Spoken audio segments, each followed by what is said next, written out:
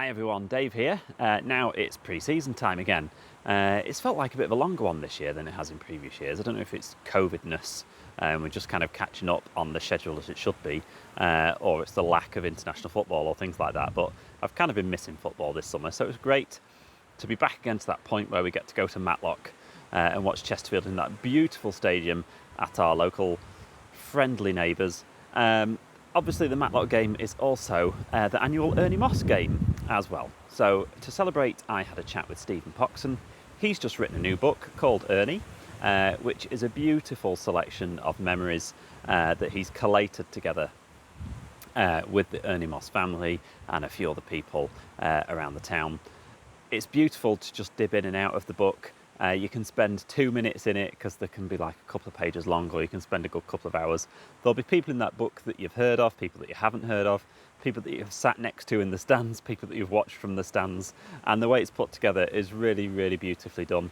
There's people you'll have heard of in there: Neil Warnock, John Duncan, a forward by Roy McFarland, Vladimir, our Ukrainian friend, and loads of other people. Lovely, lovely memories.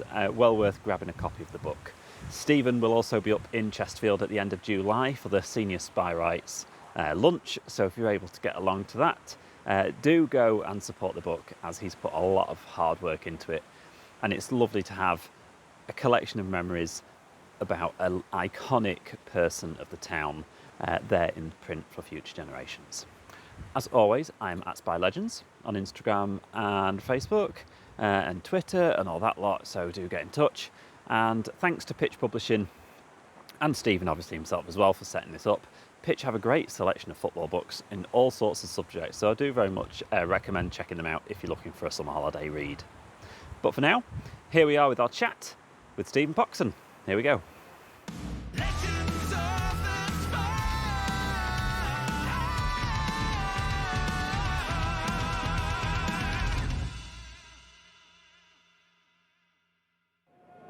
Bill Green will take it.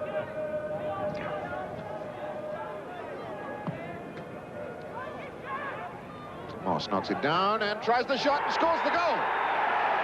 Ernie Moss, 1-1. 16 minutes of the first half gone, and Ernie Moss knocks in his 12th goal of the season. And doesn't he look pleased, and don't the other fellas look surprised?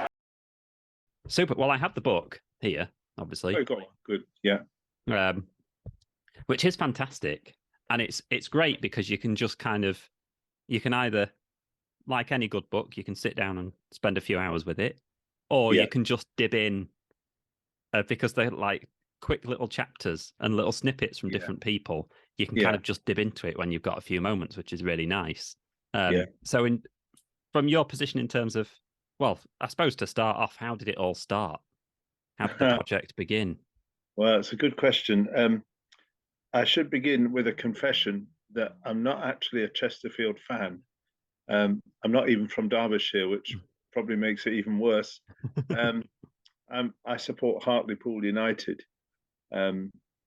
So how it began, my best man, years and years ago, I've been married nearly 30 years. My best man is a Chesterfield fan. Chesterfield mad. That's an understatement to call him a fan. He's born and bred in Clown. And when we used to play football together in the days when we could both play, he was always banging on about Ernie Moss and Ernie Moss and Ernie. And anytime he scored a goal or did anything, he would raise his hands, my best man, and shout, Ernie, Ernie, Ernie. Now, if I'm perfectly honest, I'd never heard of Ernie Moss until then. And I say that with all respect. But he was such a fan of Ernie Moss. So the conversation was, who is Ernie Moss? What's this all about? Why are you always going on about Ernie? And he told me, being a Chesterfield fan, he said how much Ernie meant to the club, to the community, to the town, to him personally. And then it dawned on me a while later I could have a go at doing this book, partly for my friend, actually, as a little gesture, but also because I wanted to have a go at it. Got in touch with Sarah and Nikki, Ernie Moss's daughters, as you'll know. Mm-hmm. And there we have it. After a lot of work and help from everyone concerned, certainly a team effort, here's the book, and it's been a privilege. So from that unlikely origin, we now have the tribute. And as we all know, sadly, Ernie died as we were writing the book. Shock passing. But in a way, that's added a special note of poignancy, tribute, I mean, although we'd all rather Ernie was still here. Yeah. So that's how it came about. Yeah, with a great deal of help, which I'm keen to acknowledge from lots of people. And how did the format kind of, did you ever have any different, did you toy with the idea of doing the book in different ways? Or was this always the way you wanted to do it? Yeah. Originally, I'll be honest, my first thought was to write a biography of Ernie Moss. Then as I kind of explored that option and researched Ernie's career, it became very, very clear that he, if I can put it this way, he actually belonged to the fans. He was one of their own, very much so, a local boy made good. And because of that repeated awareness of that fact, I thought this has to be given back to the fans. I can't take Ernie from them by writing a biography that belongs to me, as it were. This has to be their work because of his abiding, strong connection with his hometown, his people, and so on. So it belonged to the fans. And that led to the format in which it's arrived, tributes from fans, players, managers, colleagues, etc., family, of course, especially. But yeah, it was a strong feeling. It needed to belong to them, and I was kind of only working it all on their behalf. And it's great because it means that you get so many different voices kind of speaking to you, don't you? About his life. And it's interesting that you get stories about him on the pitch, get stories about him in the sports shop in town, you get stories about him kind of, and like you say, from players, from fans. So you get like so many different angles, don't you? Was it a surprise to you as you were right? It must have been a joy getting these little bits of snippets coming to you from people. It was overwhelming in a lovely way. It was a labor of love to put everything together. And well, you know football as well as I do. We're all football fans. I say this with respect to everyone, but there aren't that many footballers where you could find 100% no one has a bad word to say about them. I'm not thinking of anyone in particular. I don't mean any disrespect, but every single tribute I received, whether colleagues, fans, people who knew him around the town, in the sports shop, as you say, without exception, the tributes I received, the comments were all entirely positive and appreciative of Ernie, the footballer, and Ernie Moss, the man, the human being. And I found that as it began to happen, I thought, goodness me, these people are all saying the same things in different ways, different personal experiences and encounters. But this amounts to the fact that there's a tidal wave of respect and gratitude and appreciation for this kind of working class footballer who never forgot his roots. And that was a delight. I was kind of, if I'm honest, I was waiting for one critical page to come in, or someone saying, "Oh, Ernie upset me once," or "Ernie did this," or "I didn't like the guy," or he got too big for his boots." Not a bit of it. It was a privilege to handle all those lovely words. And it's interesting. I've got a podcast. I've spoken to 70 something former Chesterfield players now, and a bunch of those have kind of played with him alongside him, or were watching him in the stands, or things like that. And the kind of one word that comes out from all of them is gentleman, and that kind of pops up quite a bit in the book as well. The word gentleman. There's a great bit in the Roy McFarlane forward where he talks about, opposition players wanted to kick him and be a bit rough with him and stuff like that, but he kind of never rose to it. No. So did you? How did that come about with Roy McFarland? Because obviously he's a big legend of a player and one of my favourite former Chesterfield managers. Yeah. Roy, I can't speak highly enough of Roy McFarland. I wanted someone, well, actually, the publishers wanted someone to write a foreword because I'm not a big name in writing. I'm not a big name in publishing. That's fine. So the publishers suggested, they said, Stephen, can you get hold of someone whose name we can put on the cover as well as yours? It's a practical sales technique. So I looked into Ernie Moss's life and times, and Roy McFarland cropped up as a Chesterfield link. So I had no idea how to get hold of Roy McFarland, and he would never have heard of me.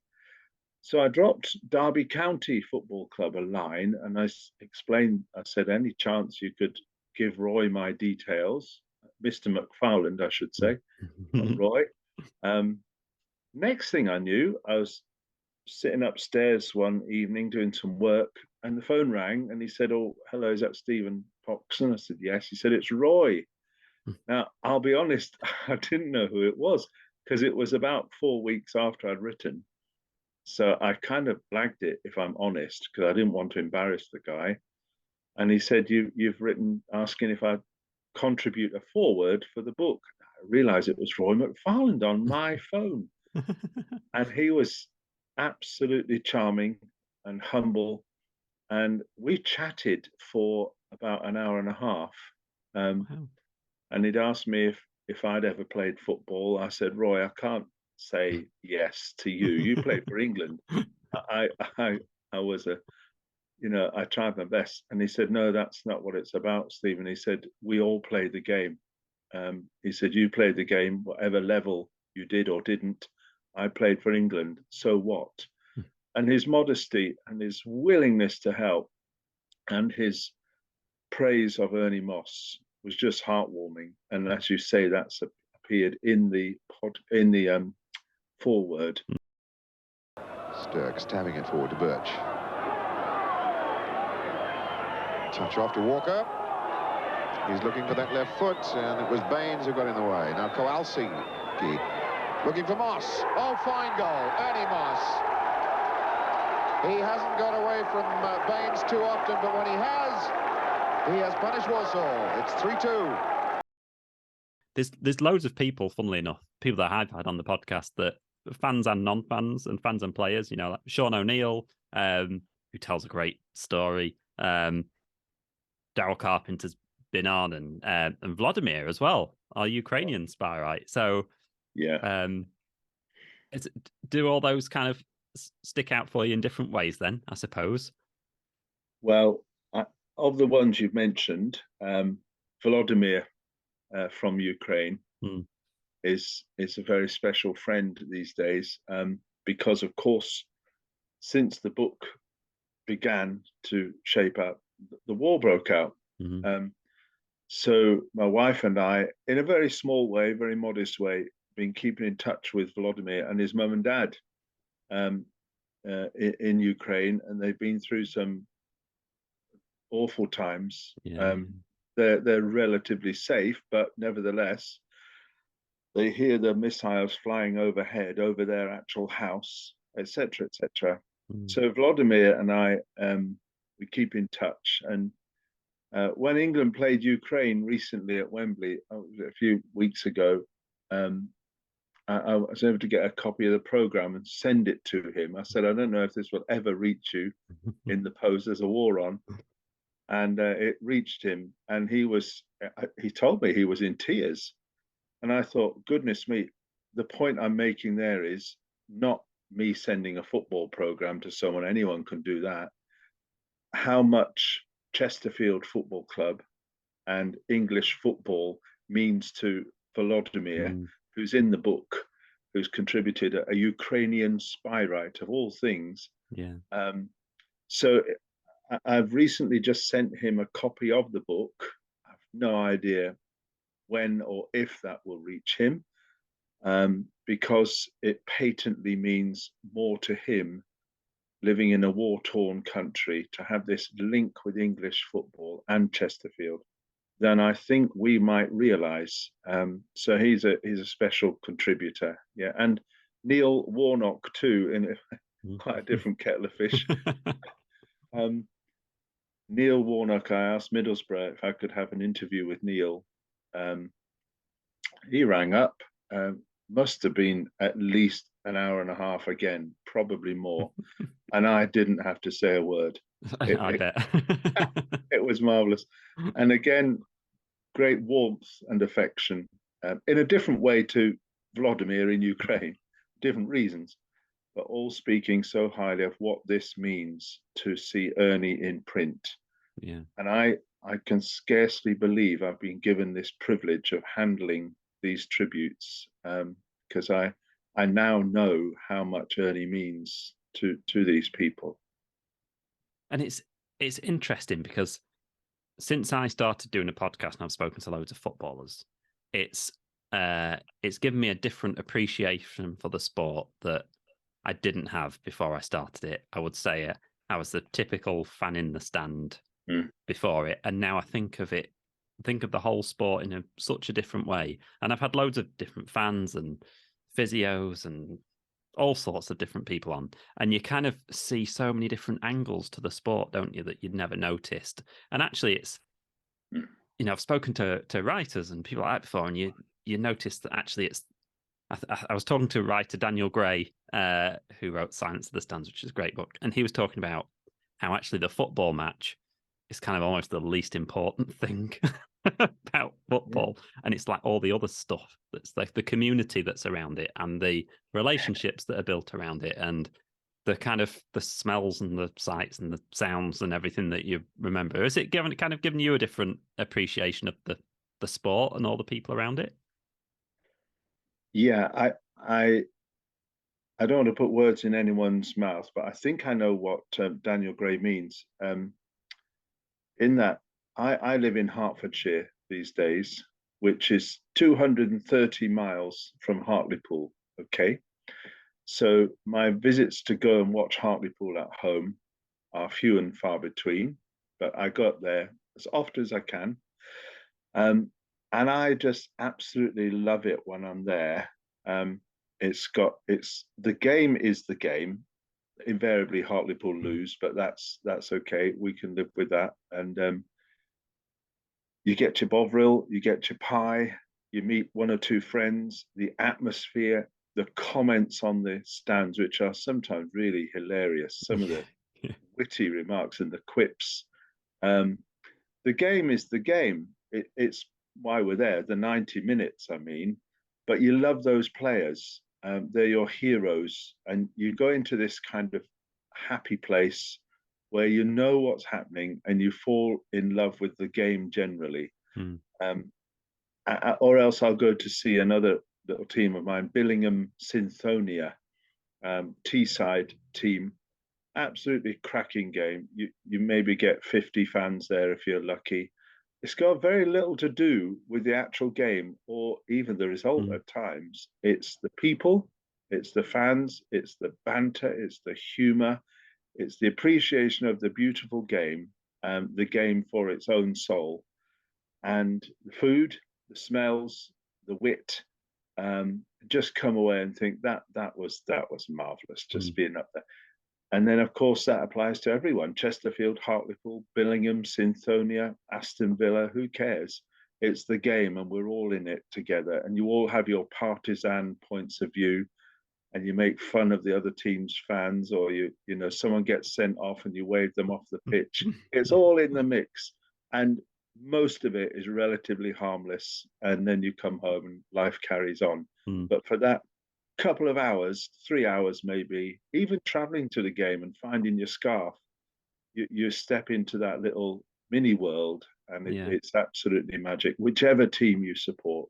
Yeah, absolutely. If it was all about the wins, then let's face it, Chesterfield and Hartlepool wouldn't have been going for 100 odd years, would they? Oh dear me.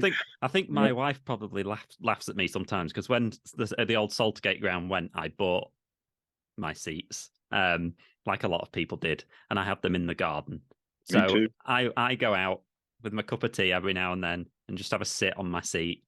And Yeah. it's the sound that it makes when the seat goes down. It automatically like takes you back to to things like that. Yeah. It's just awesome. I'm so glad you've said that, because I have a seat in my garden. I bought from Hartlepool for 20 quid, and I just go out in the garden. I actually sit on the seat and I think of my parents, when my dad was alive up there, etc., etc.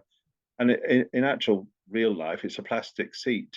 Yeah. I mean, you can buy one of those anywhere, but it's not actually. It's a piece of Hartlepool United or piece of Chesterfield, and it's all that it represents and brings to mind. That's what the game is these days. Yeah. I do wish actually Hartlepool would win a bit more often, then we might not have been relegated. But that's almost incidental. Yeah, it's just the game. Just be playing someone different. Yeah. Well, it's Chesterfield v Hartlepool next Chesterfield season. Hartlepool, yeah, exactly. We'll have be an interesting one. It's quite actually. It's in a funny way. I'm proper digressing from the book, but we'll get back to it. Like you drop into non-league, and that again opens a complete different appreciation for football again, because you start going into a whole realm of football that I never even gave one consideration to. No, that's which is amazing. Non-league is a weird world. The tickets are slightly cheaper, that helps. But when Hartlepool were playing at Sutton. It's not that far from where I live. I went to Sutton United's ground, and it's just the most friendly club I've ever been to. The stewards and the staff, absolutely charming little club, Sutton. And I use the word little with respect. But then this giraffe mascot came out running around the pitch, and I still don't know what a giraffe has got to do with Sutton, but everyone laughed. The most peculiar tannoy system I've ever heard in my life. It sounded like someone with a bad tape recorder just playing press. But you just sit there thinking, this is magic. And case in point, I don't actually remember the score of that game. Because it was just such good fun. Met a couple of mates down there. That's how it is, isn't it? Happy days. With a minute left and perhaps some injury time. There's Walker going in. Now Salmons to knock it way across there again, looking for Birch. And that must be another one. And Moss is claiming that as his hat-trick. It's 4-3. 44 minutes gone, we've got a minute left. Can Chesterfield still pull something out of this game? So going back to the book, the front cover of the book, it's a gorgeous front cover of a book, that photograph. So was that recolored, that photograph, or did you do kind of anything to it? I need to be honest, I had nothing to do with that. All I've done for the book is edit and process the text, which isn't even my creation. I was fortunate to receive so much text. And the publishers, Pitch Publishing, they really have played a blinder. And incidentally, Michael South Photography, he's been so helpful and so generous with his time as Michael. A number of the pictures within the book are Michael's. He's been brilliant. But the front cover was I think it's their own graphics man, Pitch Publishing. I mean, they found that one. I think you're right, it was black and white originally. And he's found what was apparently the actual blue of Chesterfield shirts when that shirt was being worn in the actual season. And I don't know how a graphic designer works, but he's done it marvelously. And it looks the part, doesn't it? And even the sew on badge is authentic of its time. And I'm so grateful to Michael South and the people at Pitch, but I can't claim any credit for that. They did all that themselves. Yeah, it's beautiful. They should release that as a print or something like that. Because it's gorgeous. It's really lovely. It really makes the cover, doesn't it? Yeah. Yeah. So this was kind of your first foray into football writing, is that right? Yes and no. When I was 15, 16, I did a little bit of thing for Morecambe Football Club. I was writing some program notes, and I did a series for them on players of yesteryear, just a page, sent it to the match day program. And they published a few of those. And then I was writing for various other little publications, football bits and pieces, nothing significant. And then I thought, oh, I'll have a go at this book. I've told you the story behind that. So it's my first football book, although I've always been writing about football in one guise or another. And now I'm itching around. I'm talking to Pitch Publishing, seeing if I can possibly pull another one out of the hat. That'd be nice. Something like Ernie, actually, because of the goodwill it's generated.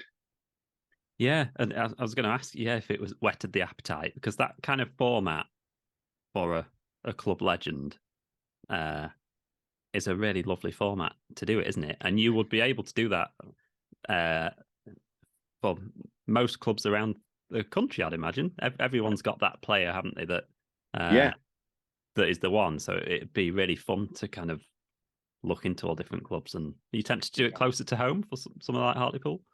I really am. In fact, I was home, went to see my mum, who lives on Teesside, week before last.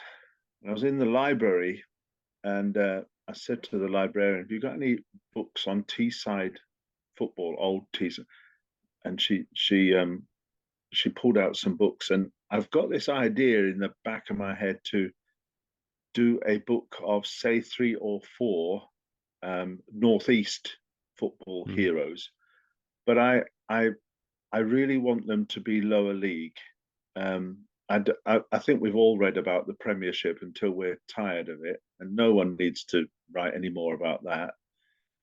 I'd love to give some credit and some honour to the lower league players, such as Ernie Moss, who week after week plied their trade. No big money, no big stardom, but love the game, love the fans. So if I can clarify in my own thinking those players, I'm talking about Hartlepool, Darlington, Gateshead, Sunderland, Newcastle, possibly Middlesbrough, identify some players, we might have some kind of format, or maybe even more than one book, just to it's a nostalgic approach to look at these players from non-league and say, hey, these were great guys, let's get them in print. So it's an embryonic idea, but I'm certainly enthusiastic. Yeah, and I think especially at the moment when we're in like you mentioned, we're in an era of kind of Marvel superhero footballers. If you look at people like Erling Haaland, you don't really look at Erling Haaland and think, oh, he's just like me. Whereas actually there's that, I think that's maybe why that we've had a renaissance and a bit of a attendance boom and things like that in lower league and non-league football, because there's that connection to it that people like, maybe a bit of getting away from VAR and things like that as well. There's something that's, especially since COVID, seems to have all come back a bit, trying to get in that connection to your local community or your local area. And absolutely, and things like that. No, it's worth its weight in gold, really, and that's where I'm thinking next, but I don't know how. Yeah. So you've got a lot of chapters in this book. There's like 2 pages worth of chapters in the start. So was it quite?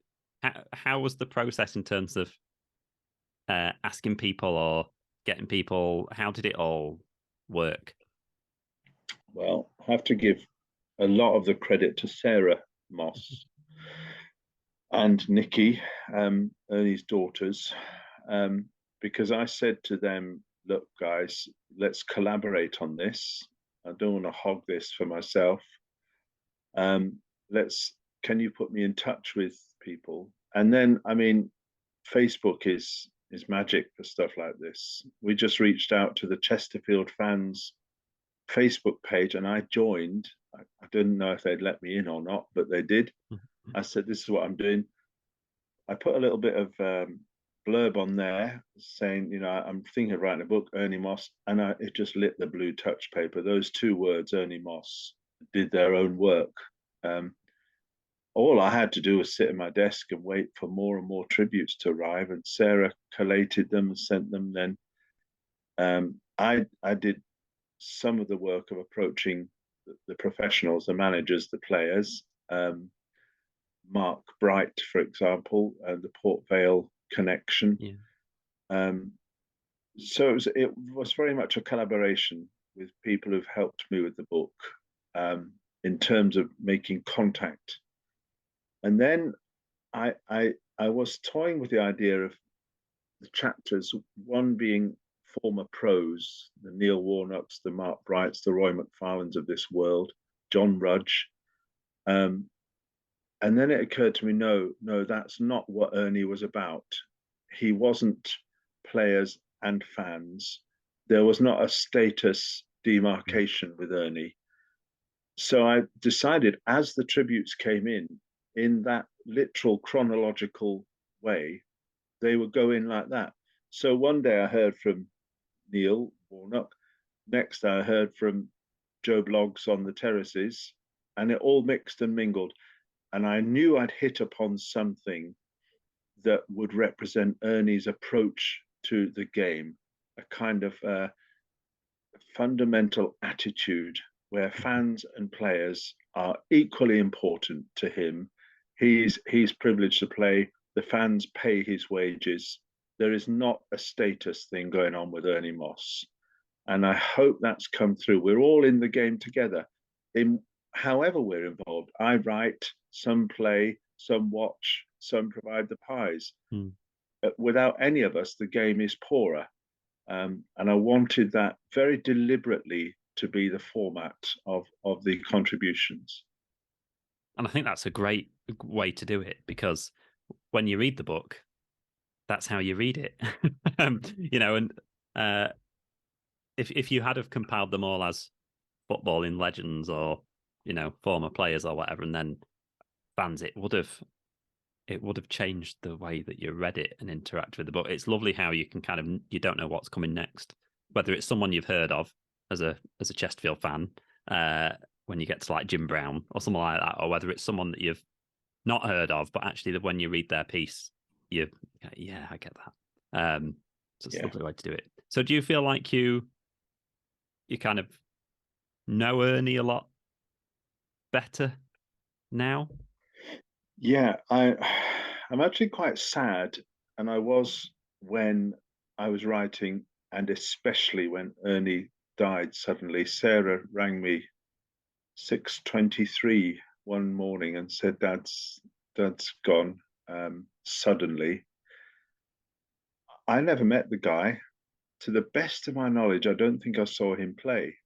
And yet, despite that, I felt personally sad that he'd gone, and sad that I'd never met him, because I've got this thing in my imagination that I would have gone round his house one day, and Ernie being Ernie, he'd have just put the kettle on, made a cup of tea, talked about football, asked about the other person, wasn't all about Ernie, and maybe show me one or two of his football medals and things like that, because I'm a fan at heart. And to see souvenirs like that and mementos, it's absolutely brilliant for me. I don't care if it's a third division championship medal. That's the real thing. That's a footballer's mementos. So I was sad that I never got to meet him. Obviously, his dementia would have prevented that, but in an ideal world. And I do feel as though I've got to know him, because I've kind of got to know Sarah, especially, although we've never met, not yet anyway. We're planning a curry with Michael South one of these days. Fabulous. We can arrange the logistics and who's going to pay for the curry, and just in case she's listening. Get Roy McFarland along as well. He's got a few bob. He can Get him pay. to pay for it. Yeah, Roy, sell one of your caps, pay for it. I do feel, because obviously, I think with his children, the apples didn't fall far from the tree. and what I know of them, so many qualities shine through that are Ernie's, like big, warm-hearted people, northern to their fingertips, which is a compliment. So yeah, I think I've got to know him, and with such a volume of responses, I can almost imagine him being there. And writing the book, I felt I was with him. I felt him sitting on my shoulder almost. And it was a sad day when I clicked send and sent the manuscript to Pitch Publishing. I thought, that's it. I won't be with Ernie any longer. But I never was with him, but if that makes sense. Yeah, it makes perfect sense, yeah. Here's Walker, who's given Chesterfield good service this afternoon. And a miscue that lets in Moss. And that's one nearer the record.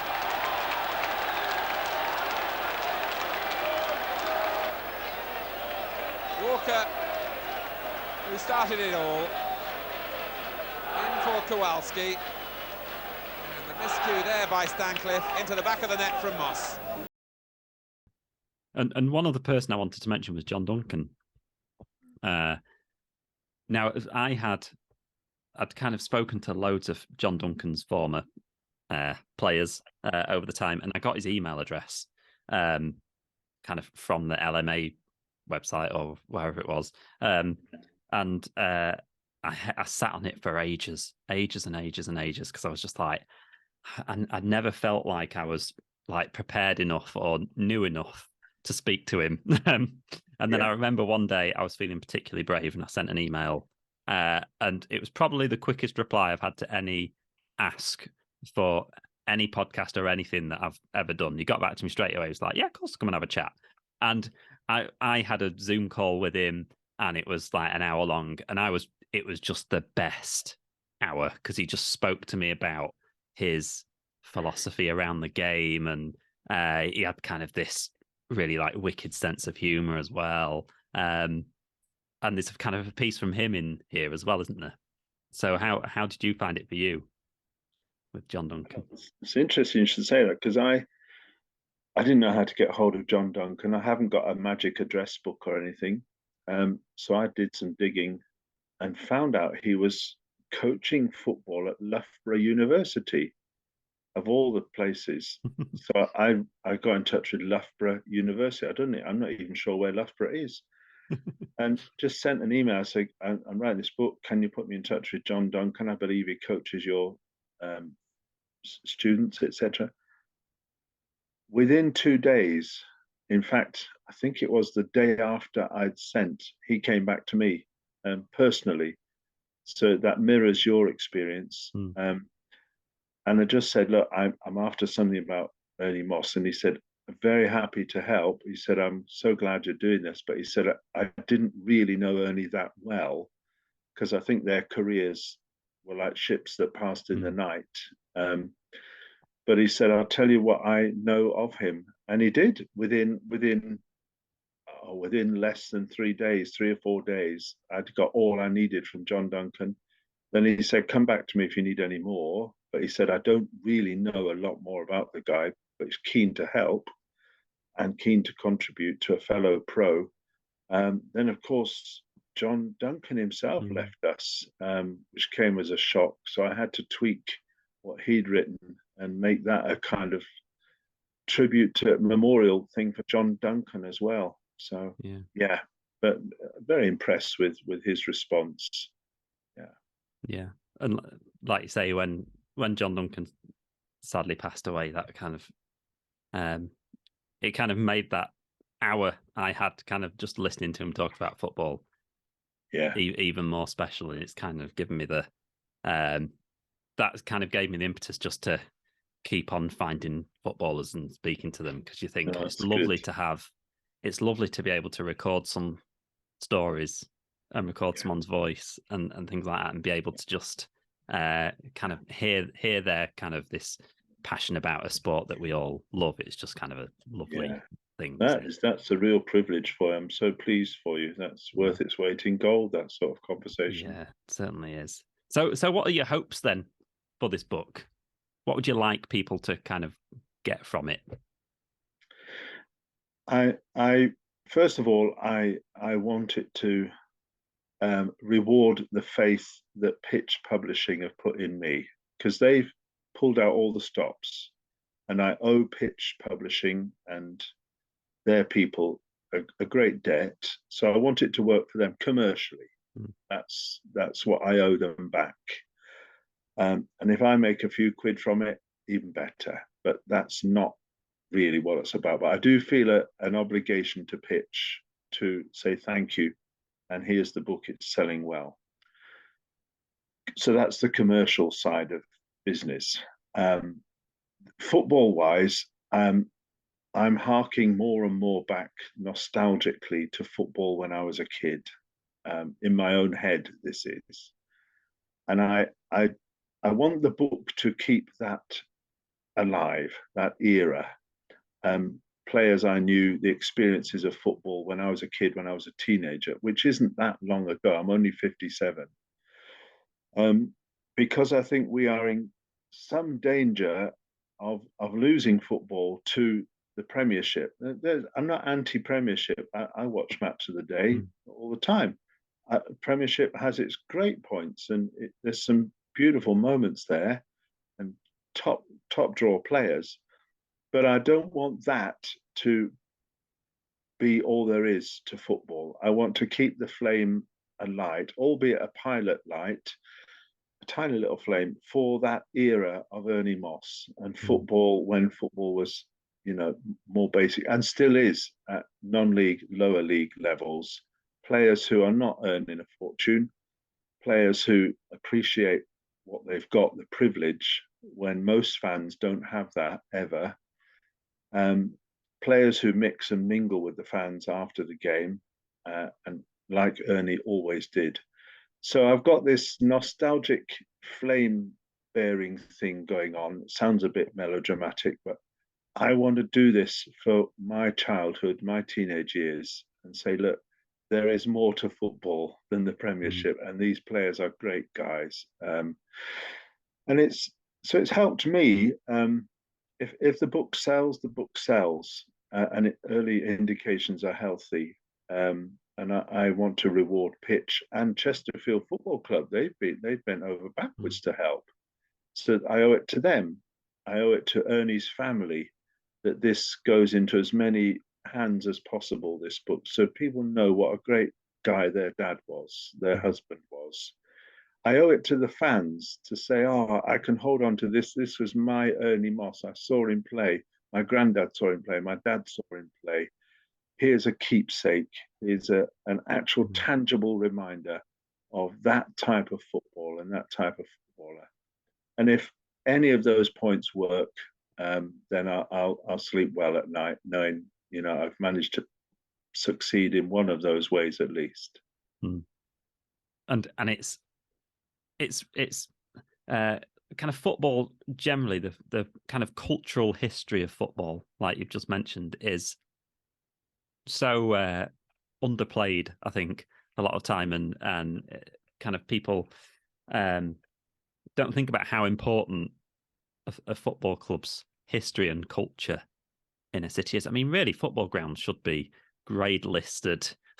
The buildings, in many ways, it's as important as any theatre or any big cultural place in a town. They're kind of, and you see it from clubs that have gone out of business, like how important those places are to towns, aren't they? So I think, and especially with it being about Ernie, it's fantastic, like you say, to have this put together in 50 years, 70 years, 100 years time.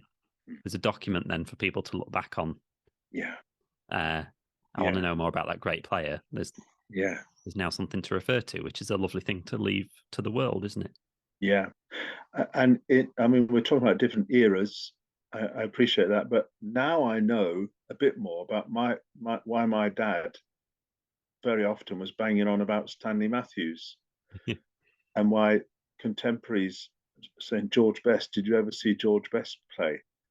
And figures from that shadowy past, which I never really knew or understood. And my mum idolizes Bobby Charlton. etc. Now I'm touching on Ernie Moss, and they're all players of different levels, granted, but it's the same ethos. Now I'm saying, I realise why they didn't want to let go of those memories and that era in their minds. Even you have to progress, you have to move on. Life is like that in all kinds of walks of life. But now I know what Stanley Matthews meant, because now I know what Ernie Moss meant, etc. And it links it all with my upbringing, etc., etc. So it's a keepsake. It's one to hold on to.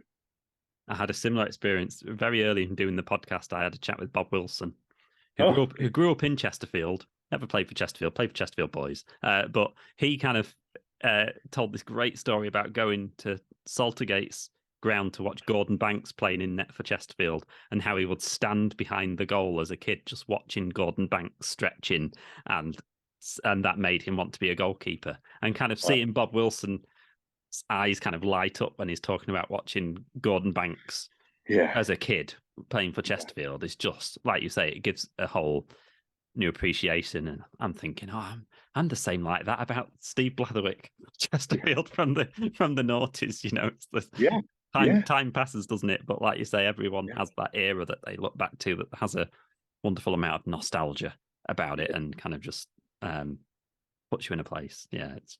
Well, you've put that better than I did, and I appreciate you doing so. That's captured it very well. That Gordon Banks story is perfect. Great. Well, best of luck with the book. Thank you. Do you know when the event's happening at Chesterfield? I'm guessing all that will be coming up. All things being equal, I'm up there July the 31st for a senior Spireite lunch, and then book launch. I'm saying a few words, and I'm hoping Roy McFarlane will come. So 31st of July, all things being equal. Thanks to Chesterfield Football Club for arranging that. That's really kind of them. So, and thanks to you for this interview, the publicity, and all your interest. I don't take that for granted. Yeah, that was just fun to talk about football, isn't it? And I've got to say, shout out to Pitch Publishing finally, because if you go onto their website and you're looking for a book to read, obviously once you've finished yours, there's such an amazing variety of different stuff on there, and you can just pick a club and pick a book about some random footballer you've never heard of. Yeah, and there's just such an amazing array of writers and subjects and things like that. And I've had a few things from Pitch Publishing now, and all really good. Yeah, super. Books. It's funny, I got their June catalogue today via email, and there's a new book about Corinthians Football Club, and then I scrolled down and there's Ernie Moss. I thought, well, that's fantastic. It epitomizes all that we've been discussing tonight. Whether it's Corinthians or Ernie Moss, Pitch are in it for the game, and it's been a privilege to work with them. So I'm glad you've mentioned that. Yeah, everyone should sign up to their mailing list, because you can get some really just, like I say, just interesting stuff that you never knew about, never thought you wanted to know about, but then you can kind of go down that rabbit hole. Great. Yeah. Well, I encourage everyone to go and go to the Senior Spirites event and grab a copy of the book, and then it'll be great to see what you do next. Yeah, well, I'll let you know what if and when that happens. Yeah, but thanks ever so much. Very grateful to you.